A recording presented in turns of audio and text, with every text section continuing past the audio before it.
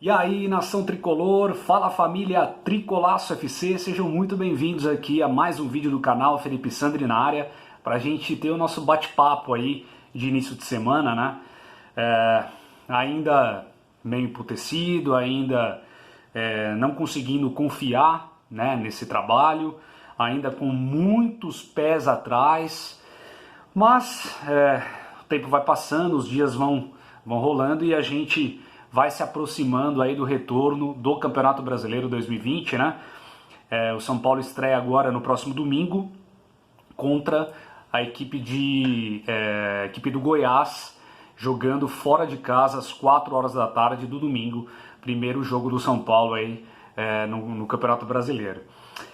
Antes da gente falar um pouco do time, antes da gente falar um pouco desse retorno, eu queria comentar com vocês algumas polêmicas que estão aparecendo aí no noticiário e principalmente no meio de torcedores, para ver a opinião de vocês e para a gente tentar entender, né, o que está se passando. Bom, primeiro a questão de técnico. Não sei se vocês viram, mas o jornalista Arnaldo Tironi, mesmo o André Plihal, São Paulinos, né, declarados, vem comentando e vem batendo muito forte no Fernando Diniz. Aliás, isso já virou uma rotina, né, bater no treinador após eliminações. A questão principal nesse sentido é que eles entendem que o Fernando Diniz não tinha nenhuma capacidade para treinar o São Paulo, e aí eu comungo dessa opinião deles. Eu, desde o início, quando o Fernando Diniz foi pego como treinador, né, foi convidado a ser treinador do São Paulo e aceitou o convite, eu já desde cara olhei e falei, cara, mas por que Fernando Diniz? Tipo, o que ele fez no futebol como técnico, a não ser as ideias que ele sempre tem, que são ideias boas, são ideias positivas, são dentro do campo da teoria são fantásticas, mas na prática a gente está vendo que nos clubes onde ele passou ele teve muita dificuldade, principalmente Fluminense e Atlético Paranaense, né?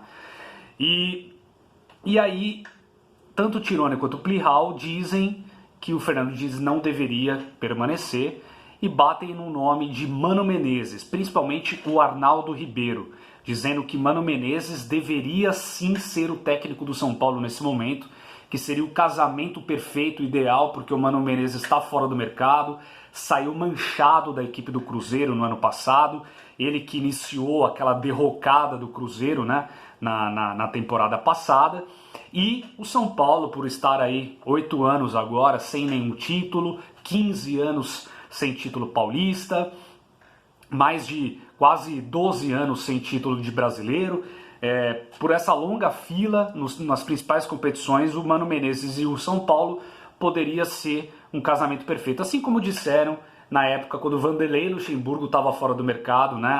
O Vanderlei e o São Paulo podem ser um casamento perfeito. Eu quero saber muito a opinião de vocês, mas eu já vou dar a minha visão aqui, gente. Isso para mim é uma discussão muito rasa. É de novo focar no treinador como principal nome do problema São Paulo Futebol Clube. Eu entendo que Fernando Diniz não tem o tamanho, a competência, não é o treinador para o momento do São Paulo. Não é treinador de São Paulo Futebol Clube e não é treinador para o momento atual do São Paulo, né? Que é um momento de altíssima pressão, né? De oscilação psicológica dentro do próprio clube. Então eu entendo que isso é uma discussão muito rasa. O problema do São Paulo está muito mais embaixo, como a gente está falando aqui nos vídeos anteriores. O problema do São Paulo está enraizado ali no Morumbi. É uma questão muito mais complexa do que uma simples troca.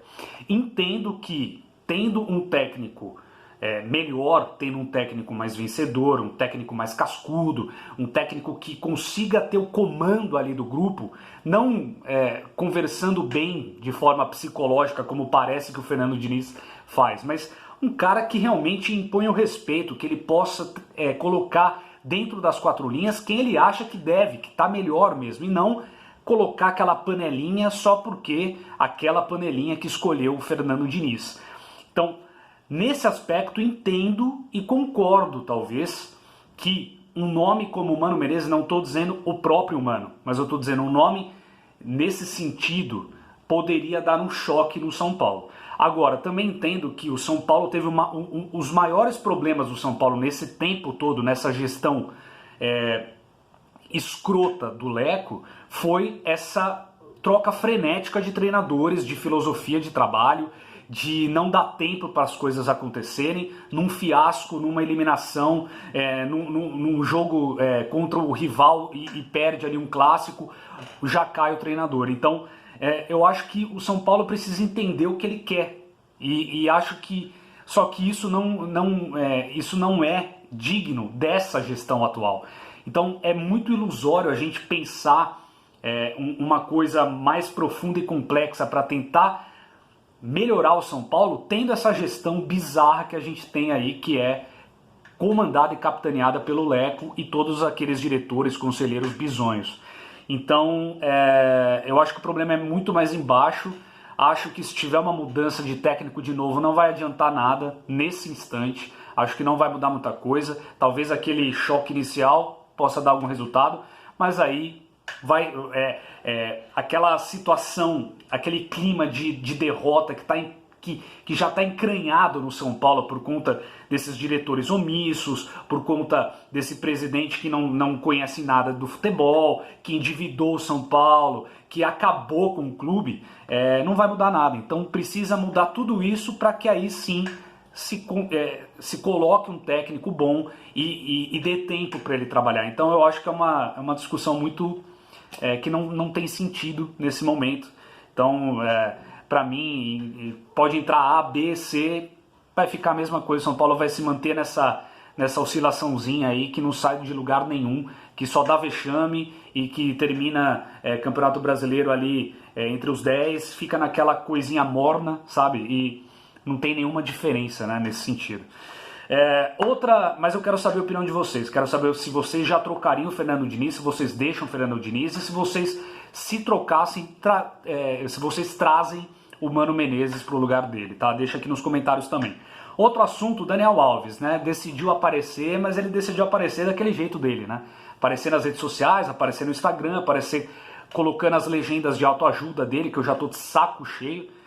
E aí ele vem falar da polêmica agora que veio à tona, que é se o Daniel Alves estaria sendo vendido, sendo negociado com o Flamengo. E aí parece que na Fox Sports apareceu isso, a Fofox Sports, né? Só tem fofoca naquela emissora, eu nunca vi na vida como alguém ainda dá credibilidade para esse tipo de canal, para esse tipo de profissional que lá está, que só traz fofoca, fake news, enfim.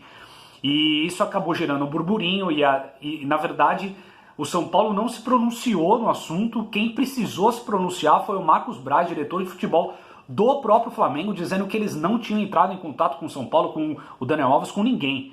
Então olha para vocês verem como está a situação do São Paulo. Nem quando tem uma fofoca desse tipo, lá dentro eles se mexem, se movimentam para falar alguma coisa, para dar um parecer. O Daniel Alves precisou aparecer e aí disse que no Brasil ele só joga no São Paulo. Ele deixou muito claro, achei interessante essa postura dele, para evitar qualquer tipo de burburinho, de dúvida, até de insegurança em termos de se a gente vai perder o Daniel Alves ou não, apesar dele não estar jogando porra nenhuma, né? Essa é a verdade, mas a gente sabe da capacidade que ele tem. Então, para deixar muito claro isso, já foi deixado, ele já deixou isso muito às claras de que realmente ele, aqui no Brasil, ele só joga no São Paulo. Então, acho que é esse tipo de comportamento que tem que ter mesmo para evitar qualquer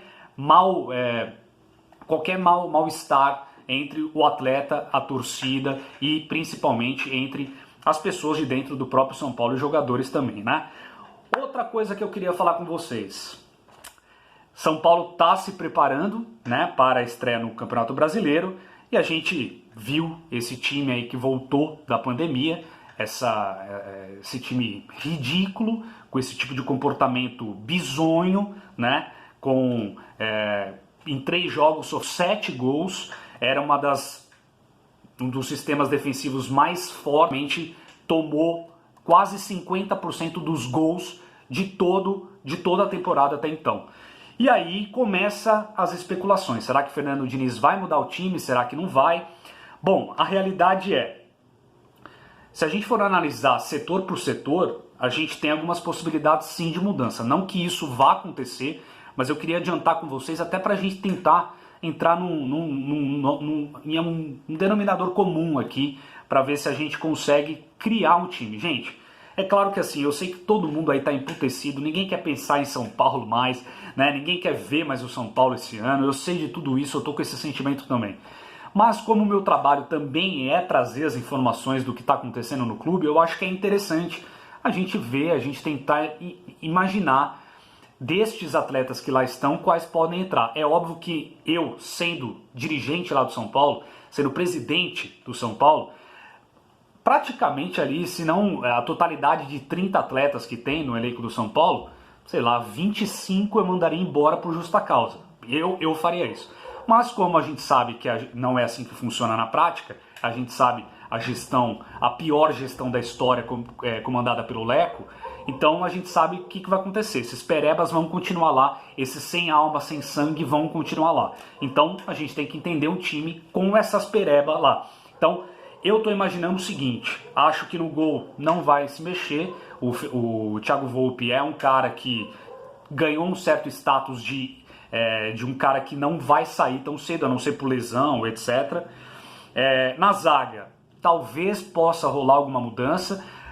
Bruno Alves e Arboleda eram os dois paredões do São Paulo até então, só que aí voltaram muito mal, batendo cabeça com o goleiro literalmente, caso do Arboleda no terceiro gol do Mirassol.